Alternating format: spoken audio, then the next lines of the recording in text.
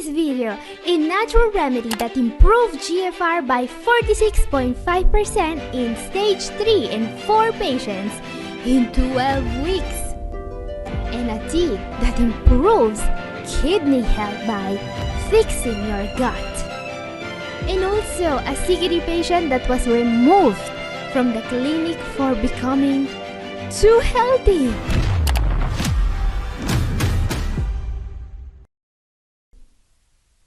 Catherine here, I'm a doctor in natural medicine, and what I want to share with you today are 7 ways to improve your kidney health by leveraging your gut. Fact: one of the most important areas of research in the world of kidney health today is the gut. Yeah, I know, gut and kidneys sound about as connected as a vegan and a barbecue, but trust me, these two are closer than you think. And no, we're not discussing how to gut punch your way out of dialysis clinic, though that might feel tempting sometimes. We're going to leverage your digestive system to give your kidneys a break. The goal is hugely improving your kidney health. We have seen this happening in one of my recent videos. That video was all about the story of a CKD stage 4 patient who was started on a renal diet that focused on her gut health. The result? Well, she got kicked out of the clinic. And no, not because she was punching people in the gut, just because her creatinine dropped from 2.0 milligrams per DL to 1.0 milligrams per DL. Yeah, you heard that right. She went from wrap your mind around the idea of starting dialysis to you are too healthy to be seen around here anymore. Her creatinine levels dropped so much they practically gave her a standing ovation on the way out. Now, if that kind of goal sounds like something you would like to achieve, today I will present you with the 7 most effective ways of employing your gut in order to save your kidneys. Starting with number 7, an ancient remedy that was observed to improve GFR by 46.5%. Okay guys, I really love when scientific studies are made to show that the remedies for kidney health that have been used for centuries actually work. And this remedy in particular improved GFR by 46.5% in 73 mostly stage 4 CKD patients in this randomized clinical trial. Amazing, isn't it? I mean, 46.5%? Now, this incredible remedy is called rhubarb, but it's not the kind of rhubarb you might remember from your grandmother's pie. This is an herb from Chinese medicine called Da Huang or Rheum officinale. This is an ancient medicinal herb that's been out here doing the heavy lifting while modern medicine takes all the credit. Think of it as the Chuck Norris of kidney remedies, taking down inflammation, blood pressure, anemia, and even gut bacteria like it's nothing. In one study, this herbal remedy actually kicked out the bad bacteria, Clostridium, and made room for the good guys, Lactobacillus. And if you're wondering, yes, these good bacteria are the kind that help your kidneys by keeping those nasty renal toxins out of your bloodstream. Now, if you are interested in trying this supplement, the way it was administered in the first study, the one about improving GFR by 46.5%, was 350 milligrams taken thrice daily for 12 weeks. Up next, number 6, let's talk about another incredibly powerful natural way of improving your gut health. This is a super easy recipe you can make every day, and that will absolutely make a difference with your kidney health as well because it fights the inflammation. Main ingredient here is something you all know and love: turmeric. Turmeric is known to help with inflammation, diabetes, arthritis, heart health, kidney health, proteinuria, and more. And the effective ingredient in turmeric, curcumin appears to be especially useful in case of irritable bowel syndrome. Thanks to its incredible anti-inflammatory properties, curcumin can reduce the inflammation in the gut and in consequence the risk for ulcers, bleeding, and it can even improve gut permeability. Now to make golden milk, you also want to add some black pepper, which helps to stimulate hydrochloric acid in your stomach so you can better digest and absorb the foods you eat. Next ingredient is some ginger powder, which is mostly appreciated for its anti-inflammatory properties. Ginger can lower blood sugar levels, which is essential if you're dealing with diabetes, and it's been linked to lower cholesterol levels as well. And not surprisingly, given its anti-inflammatory properties, studies are also linking ginger to improvements in the composition of gut microbiota. One more ingredient, another anti-inflammatory, olive oil. A superfood so healthy, its benefits also extend to the gut, says science. Now, let's just add some hot almond milk. Let's mix everything and enjoy. This is a super easy recipe with huge benefits for proteinuria, inflammation, diabetes, and that will also help improve gut health. Up next, number 5. And now you may ask, why are we using almond milk instead of, actual milk?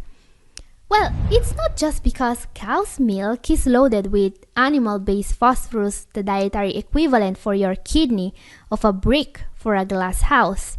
And it's not just because the protein in milk is about as beneficial for your kidneys as a porcupine is to a balloon factory. No, today we have one more reason for wanting to avoid cow's milk and dairy in general. Let's talk about food intolerances. Yeah, I know. Food intolerances sounds like something invented by food brands to sell gluten-free biscuits, but it's time to take them seriously. If you've got a food intolerance you're clueless about, your gut health is basically circling the drain. And spoiler alert, that's terrible news for your kidneys too. Trying to improve your kidney health while your gut's throwing a tantrum is like trying to run a marathon with a rock in your shoe. You're not going to get very far and it's gonna hurt like hell. So, what food intolerances are more common in CKD patients and how do we get rid of them? Some common food intolerances include casein intolerance, a protein also found in milk; gluten intolerance, a protein found in grains such as wheat, rye, and barley; and also caffeine, FODMAPs, amines, and more. Food intolerances may cause certain symptoms including stomach pain, bloating, gas, diarrhea, but even rashes, hives, and more. Having some of these symptoms would wreak havoc in your gut microbiome, creating a huge amount of extra toxins for your kidneys to remove. But while these intolerances only affect a very small number of people, the most common food intolerance is lactose intolerance. Lactose intolerance affects between 65% and 100% of the world's population. That's right, guys, between 65% and 100% of the global population can't handle lactose, which explains why lactose-free dairy is flying off the shelves like it's the latest iPhone. And while, except for lactose, most food intolerances are not that common, in my personal experience, people with CKD are like intolerance magnets. Way more likely to be sensitive to foods than your average Joe. But there are tests that can be done if you suspect an intolerance, alright? And yeah, talking to a naturopath like, say, me, might actually help narrow down the problem. And while most naturopaths aren't exactly experts on kidney health or the renal diet, guess what? I am.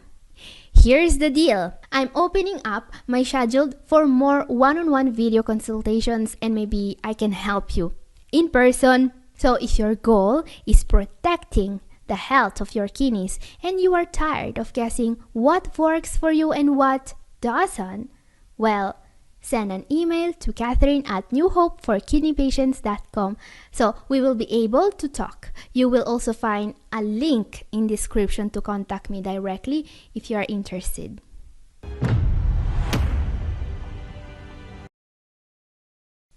Okay, up next, number 4, an incredibly effective way of reducing inflammation in the gut, or as I call it, the unwanted gift that keeps on giving if you have CKD. Remember, when I said CKD patients are more prone to food intolerances, yeah, you can thank our good friend inflammation for that. Inflammation also loves to throw in a side of constipation, diarrhea, and other digestive nightmares. And let's not forget its piece de resistance, increased intestinal permeability. Translation: that's when your gut decides to let all the harmful bacteria waltz into your bloodstream and kidneys like they own the place. Charming, right? So inflammation, which in turn causes intestinal permeability, is a big part of the reason why stuff that's anti-inflammatory such as turmeric or ginger can help so much with kidney and gut health. But if that's not enough for you, allow me to introduce you to the heavyweight champion of inflammation reduction, epigallocatechin gallate, or EGCG, if you're not into tongue twisters. This antioxidant represents an incredibly effective way to reduce inflammation, gastrointestinal symptoms, and consequently to improve detoxification of uremic toxins in the gut. EGCG is the main antioxidant in green tea, but it's also sold as a supplement alone or in combination with other antioxidants. Actually, many of the benefits associated with green tea, such as reduced inflammation, reduced risk of heart disease, diabetes, and more, should be credited to its EGCG content. And even more interesting, this natural compound seems to improve gut health by reducing the amount of bad bacteria and by replacing them with good bacteria. So if you're already sipping green tea on the regular, you're ahead of the game. Just remember to add a splash of lemon juice to make that EGCG more bioavailable, because we're not here to mess around with half measures. And for those of you looking to level up, try matcha tea. Matcha tea is like drinking more green tea per cup of tea. Now, coming in hot at number 3, we have the most potent supplement on today's list. And let me tell you, it's got some big shoes to fill, considering we just talked about a supplement that can boost GFR by 45.6%. So, what can be even better? Well, this is a molecule with huge potential benefits for your gut and kidney health that also fights diabetes. Yes, I'm talking about berberine. Berberine doesn't just help your kidneys, it's also a diabetes fighting, cholesterol lowering, blood pressure taming, weight loss promoting beast. It's got more credentials than a PhD. But here's the kicker. With all those accolades, the gut health benefits of berberine might get lost in the shuffle like an Oscar-winning artist doing a late-night infomercial. In fact, usually when I talk about berberine is for its incredible diabetes-fighting benefits. However, many recent studies are linking this powerful molecule to some very significant gut health benefits. Now, the interesting part is that these positive effects on the gut may be part of the reason why berberine helps so much with diabetes and other pathologies, not the other way around. And guys, right when you think that berberine couldn't possibly be any better, it turns out it's got another ace up its sleeve. In a very recent study published on the Nutrients Journal, combining curcumin with berberine seems to have a huge positive impact on the symptoms of irritable bowel syndrome, or IBS in short. Treating IBS is usually the dietary equivalent of navigating a minefield. So if you're struggling with IBS, finding out that these common and safe remedies can help must feel like winning the lottery if the prize were a well-functioning gut instead of cash. But hey, at this point, a happy gut might be worth more than money. Okay guys, time for our number 2. And this tip is gonna be a game changer for literally every CKD patient out there, including the 2 rare unicorns who somehow never had gut issues. So, as we can clearly see, if you're battling kidney disease and want to boost both your gut and kidney health, one of the absolute best things you can do is, drum roll please, increase your dietary fiber to protein ratio. Yup, that's right. Let's take more spinach. Now, underestimating the amount of protein they get is an issue that unfortunately most of my patients have. I mean, most of the Western world is having this issue right now. We all tend to eat a huge amount of protein compared to the tiny amount of fiber we get every day. It's like we collectively decided fiber was the enemy and somehow McDonald's became the hero. Only 5% of people in the US hit the daily fiber target, leaving the other 95% to flirt with diabetes, obesity, cardiovascular disease, and oh yeah, a nice early death. But hey, why worry about that when you can scarf down a Big Mac, right? I mean, who cares if I'm shaving 30 years off my life? That double cheeseburger is worth it, right? And this fiber-phobic diet isn't just bad for your waistline, it's wreaking havoc on your gut health too. More protein and less fiber means your gut's cranking out something called indoxyl sulfate, a lovely little toxin that's basically a kidney's worst nightmare. By the way, indoxyl sulfate is a uremic toxin that accelerates the progression of chronic kidney disease and is derived from dietary protein. It's also a heart wrecker, accelerating atherosclerosis and thrombosis, which could end up costing you a limb. I mean, seriously, what is gonna take for people to swap the bacon for broccoli? Does a protein-rich diet have to start kidnapping kittens to get your attention? So let's make this simple. If you want to save your kidneys and your gut, ditch the animal-based protein and replace it with fiber-rich foods like fruits and veggies. Alright, I know I'm oversimplifying the renal diet here, but if you need more details on what's good and what's bad for your kidneys, check out my recent video. It's like a cheat sheet for keeping your kidneys alive. It's up here and also down in description. Okay guys, what could be even more important for your gut and kidney health than a diet that can literally save your life? Well, our number one is all about knowing and avoiding all those medications that treat your gut microbiome, like a demolition derby. Okay guys, do you remember how I was saying that people suffering from CKD seem to have more gut health issues than the general population? Well, that's because some meds you might be taking treat your gut like it's a bad reality TV show. Drama, distraction, and tears. So question, what medications are out there treating your gut like a punching bag at the boxing gym?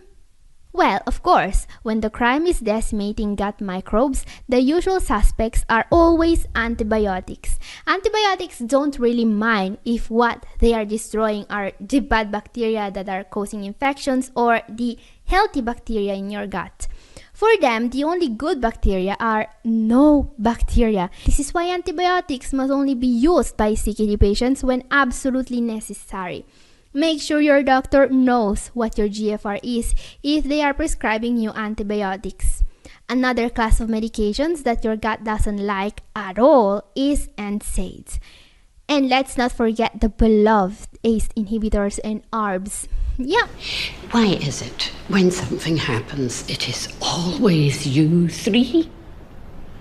These meds are like the overachievers of side effects, not only sending your potassium levels into orbit, but also delivering a nice dose of nausea and diarrhea. And to top of this circus of horrors, we've got PPIs. Seriously, avoid them. They are safer alternatives. And if you want more tips about how to improve your kidney health, my video up here is for you, and this is all for today. Thank you for watching. God bless you all. Bye-bye.